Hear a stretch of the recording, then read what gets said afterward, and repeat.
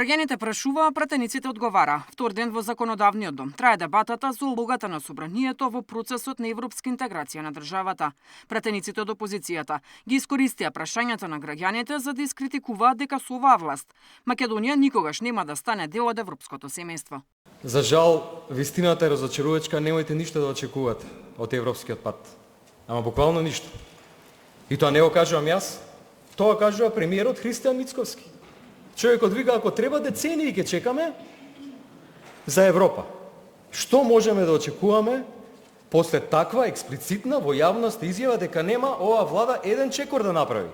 После пожарот во Кочани, јас бев кај премиерот, понудив заедничка работа на реформската агенда, формиравме работна група од Министерство за правда, ги пратија законите, дававме наше експертско мислење, нашите експерти дадо, не политичко, експертско на законите за правосудство. Никој не одговори на мислењата што ги пративме во Министерство за правда. Нема одговор. Овде кај нас Европската унија или Брисел е претворен во инструмент за дневна политика наместо парламентот да се употреби како инструмент за членство во ЕУ.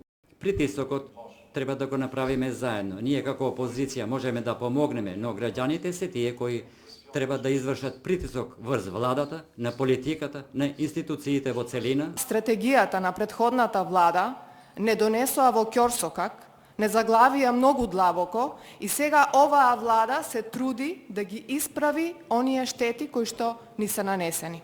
Да, ние како влада ќе продолжиме да изнаоѓаме решенија, ќе продолжиме да изнаоѓаме начини како да ги приближиме законите кои што ги гласаме до вас, а кои што се дел од реформската агенда. Државата има стратегија, собранието има капацитет да ја спроведе реформската агенда, но за промени на уставот опозицијата бара политичка волја, а власта очекува консензус за заштита на државните интереси. Џабе формата ако нема политичка волја за тоа.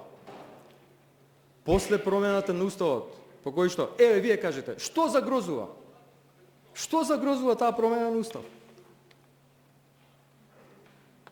Ништо, буквално ништо. Ниту една идентитетска одредница. Така да, факт е дека оваа власт не сака напред кон Европа, затоа што не сака контрола од европските институции.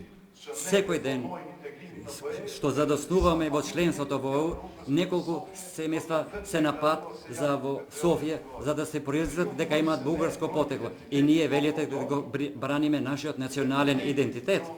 Нашиот идентитет се штити со членството во ЕУ. Ќе продолжиме да ги исполнуваме нашите задачи, но ќе оставиме нашето решение со Бугарија да го решаваме во ОД или за тоа да имаме помош од страна на Европската унија. Но истото морам да потенцирам дека не можеме да го направиме доколку опозицијата не застане со нас на овој пат. Дебатата за улогата на собранието во процесот на пристапување кон Европската унија, која е во организација на Институтот за европска политика, трае втор ден. Вчера прашањата на граѓаните беа фокусирани околу донесувањето на закони по скратена постапка и со европско знаменце, изборниот модел и уставните измени. Деспина Тодоровска, Сител телевизија.